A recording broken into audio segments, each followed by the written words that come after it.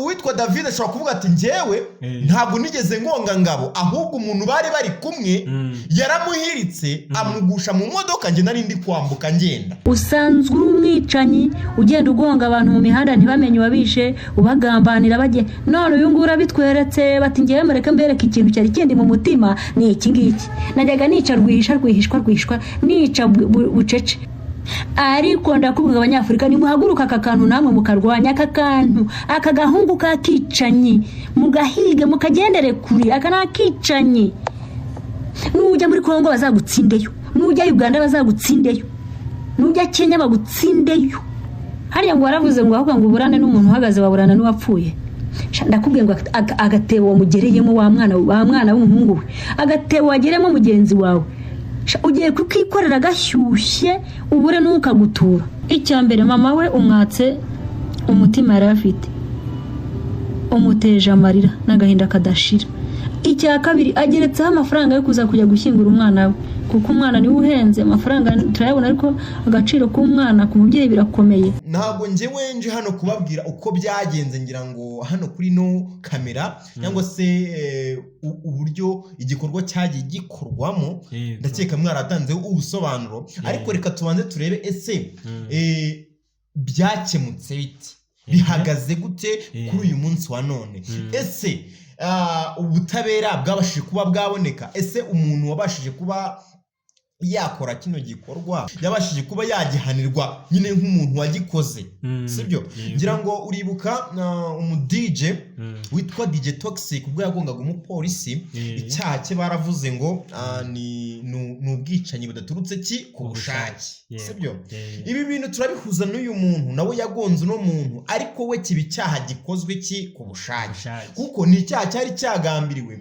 kiranategurwa gishyirwa no mu bikorwa sibyo ahubwo cyashyizwe mu bikorwa nande cyateguwe nande sibyo ese hari abafatanyacyaha babirimo ese hari abantu bahishiriye icyaha ese hari abantu batigeze batangira amakuru ku gihe bikaba byarateye intandaro ikomeye yatuma uyu muntu abasha kuba yagira gute yapfa.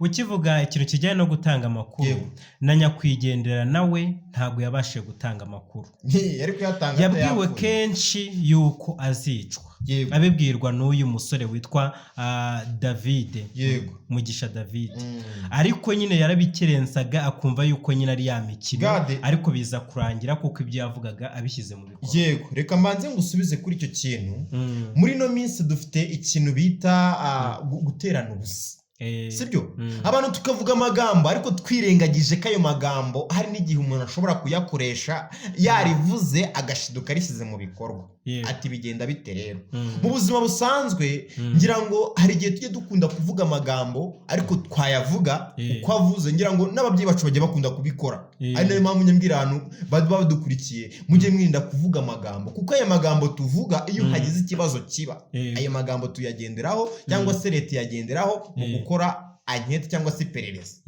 sibyo umubyeyi akavuga ati wacyana we nzakwica sibyo akabivuga to ari umwana nese hari ibintu biba bidasanzwe ko umubyeyi yakwica umwana we ariko kujya kumva umuntu akubwiye ngo uragapfa buriya mu mategeko bifata nkaho wamwishe sibyo cyangwa se ubuze ati yaba wari upfuye uri kubyumva bigaragara nk'ubugambanyi. Muri make kuba umuntu ashobora kuza akakubwira gutyo ati yaba wari upfuye wagakwiye guhita ujya gutanga ikirego ni ko wakaguye kuba wakora ariko tumenyereye yuko bitewe n'uburyo tuba twarabibwiwe kenshi ntibigire icyo bitanga tuba tuzi neza yuko nyine n'uwo nguwo bitubwiye ntacyo biri bugire gute biri buze gutanga nyamara tukirengagiza yuko hanyamara rirya jambo umuntu aba avuze akuye ku mutima bishobora kuba ari n'ijambo rikomeye cyane ryamubangamiraga akaba ari nayo mpamvu agomba no kurikira mu bikorwa. Ndagira ngo abantu babivuga bari soba akenshi na kenshi bari ibintu bisanzwe sibyo ariko iyo uri kubivuga washyizemo akantu noneho bikaba ngombwa ko n'umuntu uri kwibwira nawe yashyizemo akantu none ikintu kijye kibaho mu bantu banyweye inzoga banga agasuzuguro bagakunda icyubahiro bagashaka no kwemezanya kwereka ko umuntu arenze undi sibyo bino bintu bijya kuba hari abantu sibyo ariko uburyo byari byakozwe byabaye ngombwa yuko bose baba nkaho bajya muri ka gatebo kavuga ngo reka turebe wemeza undi. Dore hari twakoranye ikiganiro ndetse wari uhari bino bintu byose biba yanyuze yitambukira arabibona. Yego. Yari twakoranye ikiganiro arimo yibaza ati kariya kabari nsanzwe nkazi kagira ababonsa. Yego. Bashobora gufata wenda abantu barimo guteza umutekano muke babangamira abakiriya. Yego. Ndetse kakagira na kamera. Yego. Kuki ibi bintu byose amashusho yabyo atari kuboneka? Ni ukuvuga ngo Gade, ikintu cyo nabanza kugusobanuriraho nibyo koko kano kabari gafite kamera kandi kagira n'abasekirite, sibyo? Ariko nkuko nari maze kubikubwira ati hari ikintu kijya kiba hakabanza ikintu cyo kuvuga ngo reka tubanze turebe uwemeza undi. Ndagira ngo mbere yuko uno musore apfa hari habanje inkundura yo kurwana, sinzi nimba umuntu yabikubwiye. Bari barwanye hajyamo umubawusa hagati arabakiza, sibyo? Bafata n'umwanzuro wo kubwira uno musore ati fata umwanzuro utahe. Ngira ngo nimba ubyibuka neza abasore bombi ntago bari bazanye, bamwe bari baje mu modoka zitandukanye, hari harimo timu bisa nk'abazi, ahubwo wari waje mu modoka uno mwicanyi we bisa nk'ari we wari waje uko ahubwo. Nibyo ndi kukubwira nyine ntago bari bazanye, bose ntago bari bazanye, ahubwo icyaje kuba nuko babwiye no muntu ngo ngatahe bitewe nuko babonaga yasinze, bikagira ngombwa ko bamuherekeza, bakamuherekeza ariko bibagiwe yuko ari nayo yampamvu y'amaso y'umuntu. Niyo mpamvu polisi y'u Rwanda rero tuvuga ati munywe rese, munywa yo mubasha gukontorora. Uyu muntu yari yirengeje ko bamaze guserera no kurwana, arangije nawe iyo meka abandi bagiye guherekeza wa musore abagendamo. Nyamara mu icupa harimo akantu kavuga ati ntugasuzugurwe. Iyo burya rira cupa kabamo nuko abantu batabakazi ko kabamo. Gusa uyu nyakwigendera yari umuntu ugira urukundo mu by'ukuri n'umutima mwiza. Ibaze ko yabonye uno David Mugisha David atashye akavuga ati umuntu tumukurikire tumubuze kujya mu modoka yanasinze hato atongera agafungo. Baramukurikira ndetse harimo uno musore nyine wipfiriye Ngabo Eric ndetse n'undi musore witwa Fabrice ndetse ari nawe uri kubona ufatanye ku rutugu n'uno Ngabo Eric. Bamukurikira bashaka kujya kumuhagarika ngo atajya mu modoka, ariko birangira yigiyemo ahita aza kubita bano basore bafatanye ku rutugu ndetse uno Fabrice aritaza imodoka ihitana witwa Ngabo Eric. Bimwe mu bintu biri kwibazwaho n'abantu benshi, ko bano bantu bari bafatanye ku rutugu ni ukubera iki imodoka yafashe umuntu umwe. Nuko nyine nkuko bivuze ukuvuga ngo hari uyu mutipe wagonzwe ntago yari yizera neza ko uyu muntu ari buze kuba yamwica nkuko yabivuze. Ntago yari ashyira muri logique rivuga yuko ijambo ndakwica bashobora kurishyira mu bikorwa kandi koko rikaba. Iyo aza kubimenya ibyo bintu ntago yari kwemera yuko ibi bintu biza kuba. Ndetse kandi n'abantu iyo baza kubimenya ntago bari kwemera yuko ino mpanuka ishobora kuza kuba umuntu akaba yapfira. Niyo mpamvu mu icupa haravuze ngo ntago wanyica, ntago wanyica. Aravuga ati nubwo yakije imodoka ari buhingarukiriza imbere ntari bwemere kunyica. Uri kubyumva?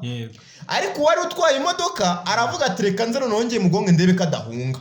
Gusa akantu kabayemo umwe yarategereje aravuga ngo nangera imbere aratinya ntangonge. Undi nawe aravuga ati nimugeraho ariruka. Kubera ko bari bamaze kunywa agacupa bibagirwa kwibuka akantu kavuga ngo ese abikoze, ese adakoze ibyo ndi gutekereza.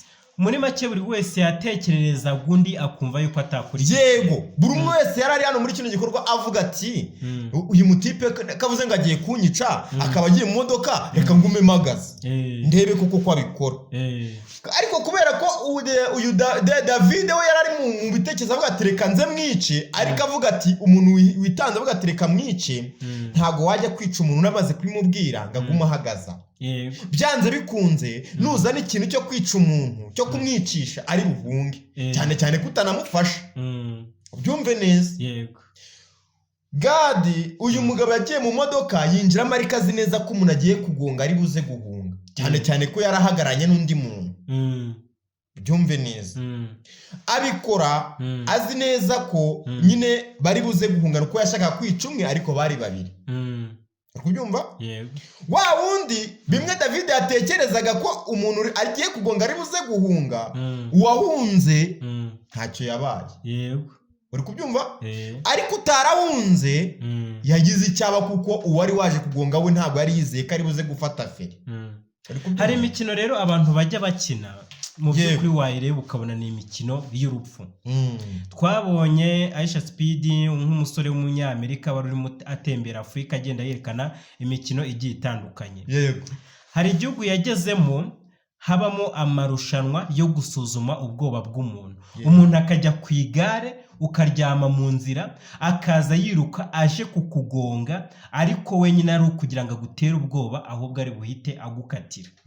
Uwo mukino narawubonye mbona neza umuntu baraza bagiye kumugonga ariko bitewe nuko ashaka kwemeza yuko nta bwoba agira agahumiriza agapfuka mu maso akagumiza akaryama cyane. None urashaka kuvuga yuko uyu Ngaberike nawe yahumirije akishyiramo imbaraga kugira ngo yemeze uno Mugisha David ko adatinya.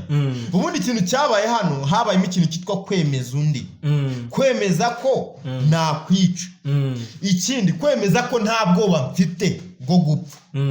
Uri kubyumva?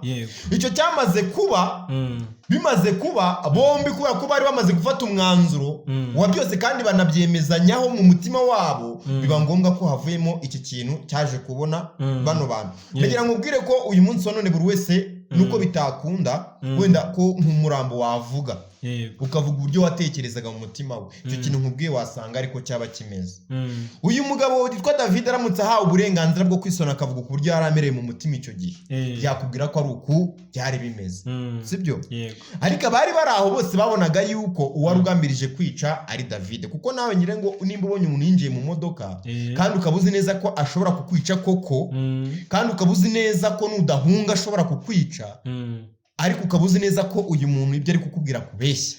Kuko wa mugano narebye aba bantu bombi bari basanzwe baziranye, kuko bigeze no guhurira ahantu ku kiro bari bagiye gutabara mugenzi wabo. Uno Mugisha David abwira uno Ngaberike ati wenda kwica naje nakwiteguye, bashaka ndetse no kurwana. Uyu Ngaberike aramubwira ati rero ihangane twe kurwanira ku kiro cy'umuvandimwe, ahubwo ibyacu tuzabisubiramo twatashye. None kuki wa mugani uyu ngabo we yakomeje guhagarara imbere y'umuntu uri kumubwira ko agiye kumwica, ikindi akajya no mu modoka akayatsa yumva. Ni rya rindi ni wa mugani nyine bajya bavuga ngo umwana murizi ntakurwa urutozi, rya jambo twumvise ritagira icyo rimara ntacyo rizantwara. Nicyo kintu cyabaye hano hantu. Ariko reka turebere hamwe turebe ese bimaze kuba byagenze bite. Ese abari bahari bakoze iki, sibyo? Kugeza kuri uyu munsi wa none amakuru haravugwa yuko witwa David ari we yijyanye kuri polisi. Mu Busanza. Uri kubyumva neza? Bivugwa yuko kugeza none uyu munsi nta muntu urajya gutanga ubuhamya kuwapfuye ndetse ngo anavuge kuntu byagenze.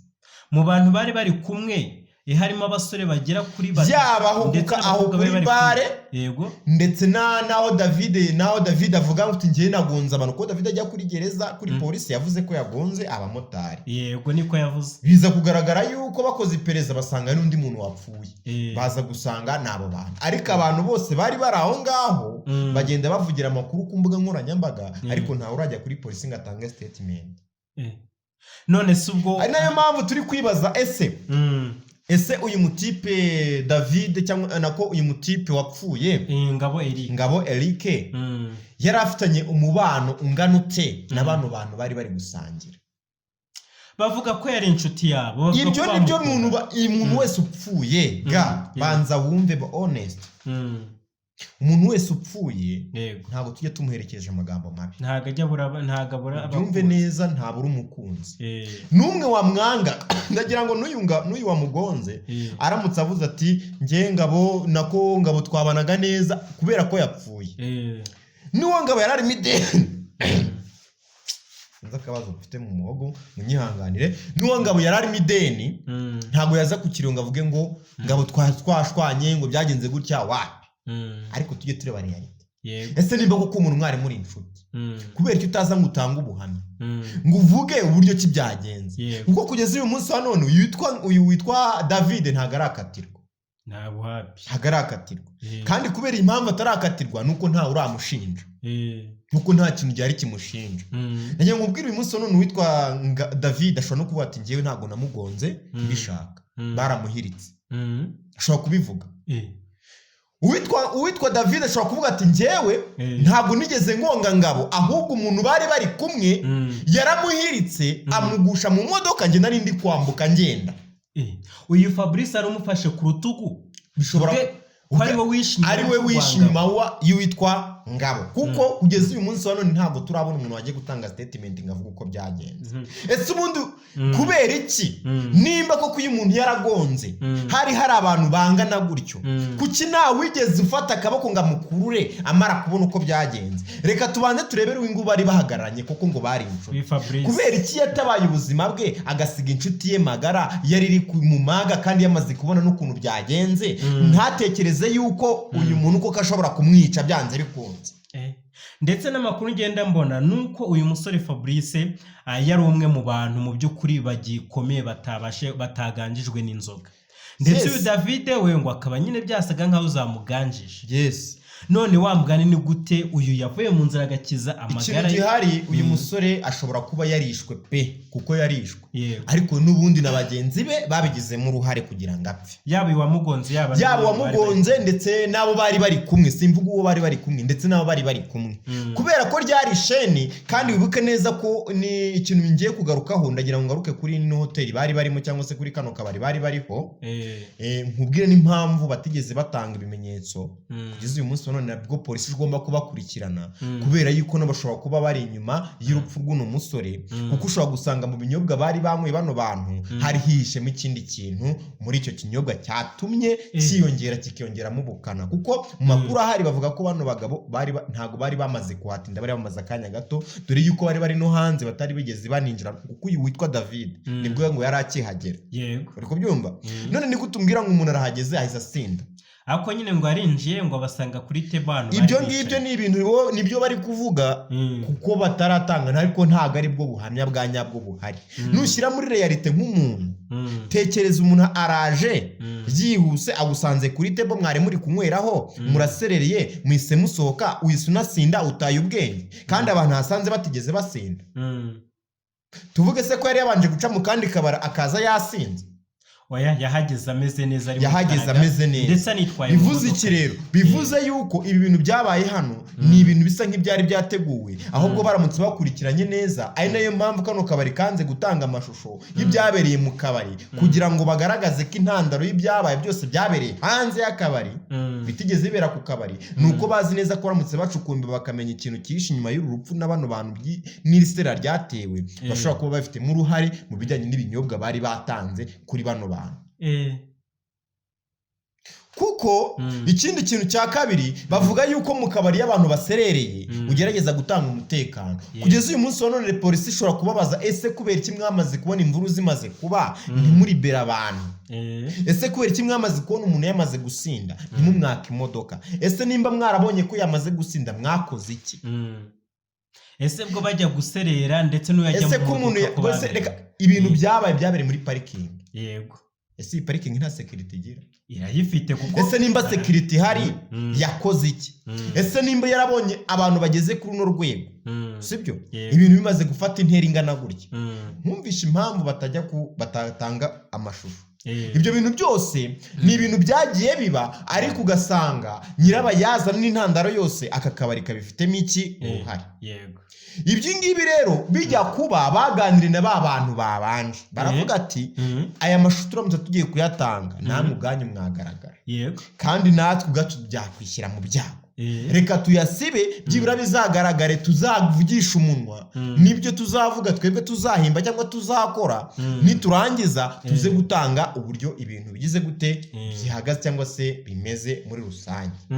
Ariko ikigaragara cyo nuko yabo wapfuye ndetse n'uwishe baragambaniwe, kandi bagambaniwe n'izi nshuti zabo, ndetse bagambanirwa n'aka kabari. Impamvu uvuga ko bagambaniwe nuko batari gutanga ubutabera, byibuze n'umuryango ugiye kuva muri Amerika uje gushyingura umubiri wabo, byibura bamenye ngo ese koko uyu mwana wanjye yari yavuye muri Amerika aza mu Rwanda cyangwa se muri Afurika yarahuye n'inshuti, cyangwa yarageze mu gihe cye cyo gupfirayo.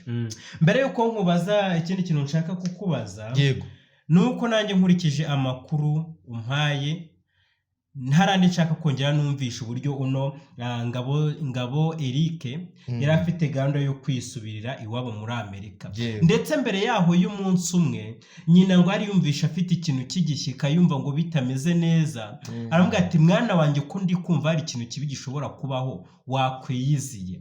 Noneho rero uyu munsi Ngabo yapfiriyeho, yari yamaze kubwira inshuti ze yuko agiye kugenda, ngo ariko ziramubwira ati dufite ikirori ihanganuze kugenda kirangiye. Arababwira ati niba ari amafaranga nyine mujya ngo nanjye ntange kotizasiyo ndabaha ibihumbi 500 uko biri kose bizabafasha. Umukobwa witwa Tony ari nawe watanze ubuhamya kwa Godfather ibintu byose bikimara, aramubwira ati ihangane uzagende ibi byose birangiye.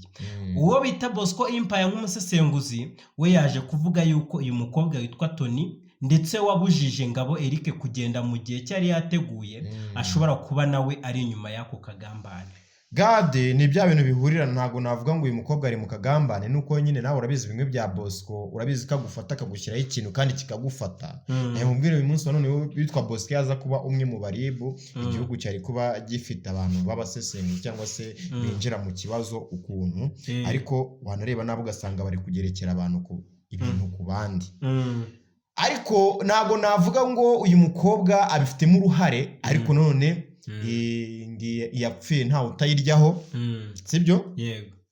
Kuko nanone ahubwo uyu mukobwa yakabaye ari umwe mu bantu b'intwari mwagashimira, kuko niwe muntu ubasha kuba washyira hanze ukuri, ngira ngo niwe muntu mu bantu bari hariya wabasha gushyira hanze ubuhamya. Ndagira ngo mubwire ko iyo aza kuba bifitemo uruhare ntago ari kubasha gutera intambwe kuruta abandi bantu ngaze avuga uko byagenze, sibyo? Ndetse kandi anabasha kuba yajya gutanga statement azi neza ko zishobora kumugiraho ingaruka, sibyo? Reka dutekereze ko ari ubwoba yagize bw'ibyo yakoze bikamwoshesha kuba yatanga ubuhamya no kuvuga uko byagenze. Ariko ntago waba utekereza neza kuba wajya gutanga ibintu nk'ibi ngibi ku mbuga nkoranyambaga ukabutanga ibintu bimeze gutya, nubwo tujye tubona abantu benshi baza kwigamba bavuga ibyo bakoze uko babikozemo, ariko ntago nemeza ko uyu mukobwa ari umwe mu bantu bagize uruhare kugira ngo bigende. Ni ya nzira y'umuntu nyine ivuga ngo Imana niza izaca muri runaka, ariko n'urupfu rwawe kugira ngo rugende ruzaca ku igare, sibyo? Nuvuga ngo inzira ye yari ihari yo gupfa kwe kwari uguca kuri uno mukobwa. Uyu mukobwa yari kuzabigiramo uruhare, kabone nubwo byari kugenda gute, nubwo batari kuba baziranye, ejo bari kumara nimero itazwi, ukabona umuntu aramuhamagaye ngo vuba ndebe hano hantu mudigate mugonga. Ikindi kibazo rero noneho kiri kugaragara, urupfu rw'uno mwana cyangwa se ubugome bwa Mugisha bwatumye famiye yiwe ayiherere muri diaspora itangira kugenda ifatwa mu buryo butari bwiza. Yatangiye kwitwa yuko ari famiye y'abicanyi. None ikintu kirimo kibabaje, uyu David ndetse n'uno Ngabo ni abantu bakuranye, babanye no mu nkambi ndetse hano mu Rwanda. Nyine bavuye muri Kongo harimo intambara, babana mu buzima bubi, barakurana ari abana ndetse n'imiryango yabo nyine ibana. None birangiye ya miryango yabanye iremye inzigo hagati yabo. Aba babyeyi bakuru wabagiriye ihe nama? Njyewe ikintu nabwira abanyarwanda cyangwa se n'abantu badukurikiye bari hanze y'u Rwanda, by'umwihariko reka manze nsuhuze abantu bari mu nkambi ya Mahama, mu nkambi ya Kigeme ndetse no mu nkambi ya Mugombwa, ya Gisagara. Banje kubasuhuza, by'umwihariko muri abantu bakomeye cyane, dore yuko mugenzi wanyu yabashije kuba yakora ibikorwa nk'ibi ngibi, ari umwe mu bantu banyu ndetse n'abanyamurenge by'umwihariko muri rusange, kuko uyu mutipe wakoze kino cyaha numva ngo ni umunyamasisi, kandi abantu benshi bari mu nkambi zigiye zitandukanye ni abantu b'imasisi. Rero urumva yuko ari umuntu wabo by'umwihariko. So ndagira mbabwire rero, buriya hari igihe ubyara umwana akaba yaguhesha isura nziza cyangwa se akaguhesha isura mbi, sibyo? Ariko ntabwo bivuze ngo amakosa y'ababyeyi bacu cyangwa se abana bacu tujye tuyitirirwa, sibyo?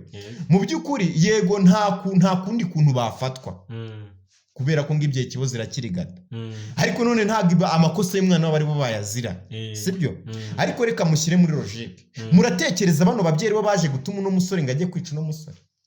None se bari bafite miziye nyungu kugira ngo uyu musore apfe? Ababyeyi nta nyungu bari bafite, wanasanga batari banamuzi n'ikintu wagira ngo mbabwire. Mujye mugerageza mumenye, kuko ndakeka nubwo uyu mwana afunzwe ntabwo umuryango wishimye, ntabwo ushimishijwe n'igikorwa uno musore yakoze. Nabwo ubwabo ni inkota ikomeye cyane yo kumva ngo umwana wabo yishe umuntu. Ni inkota ikomeye cyane, sinzi n'icyo kintu uri kucyumva. Uzi kugira ngo urere umwana utekereza yuko azavamo ejo hazaza agira ikintu kizima azagufatira, nibirangiza ujye kumva ngo yafunzwe, ntiyibye, ntiyashonje, ntibyagenze gute, yishe umuntu ku bushake, noneho yishe inshuti. Uri umubyeyi, tekereza, uzi ko ibyo bintu biryana mu mutima kurusha umuntu wawe wapfuye, kubera ko nawe ubwawe uba wumva rero wamwishe.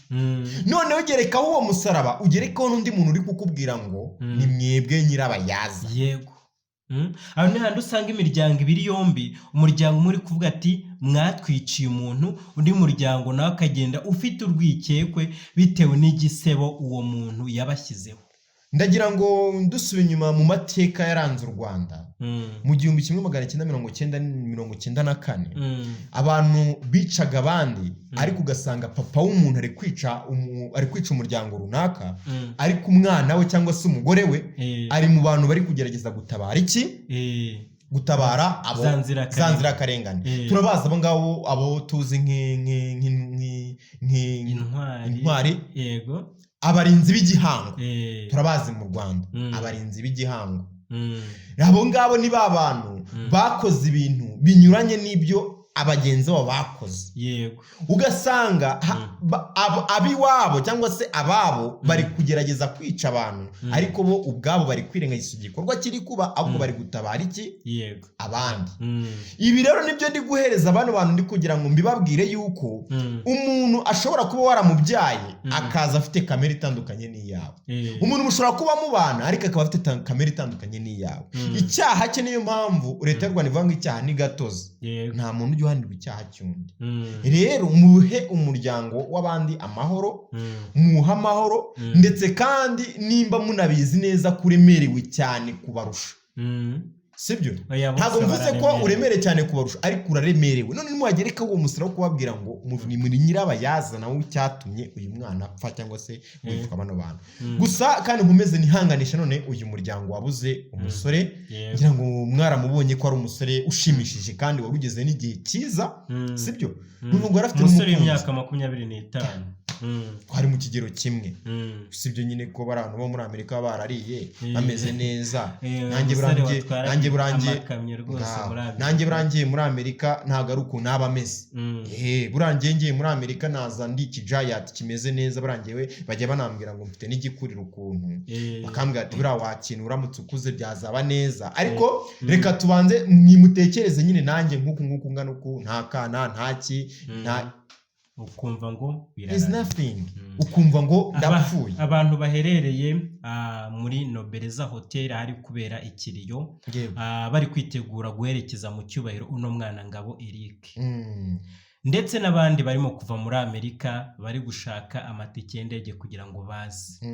Aba bantu bombe mu by'ukuri wababwira ngo iki? Ikintu cyo nababwira cyo ni ukwihangana, ndetse kandi ko nyine uwapfuye cyari cyo gihe cye, nubwo atari ko byari twabiteganyaga cyangwa se ariko mwabiteganyaga, ariko nyine wapfuye cyari cyo gihe cy'Imana yari yamuteguriye cyo kugira ngo azapfeyo, azapfireho.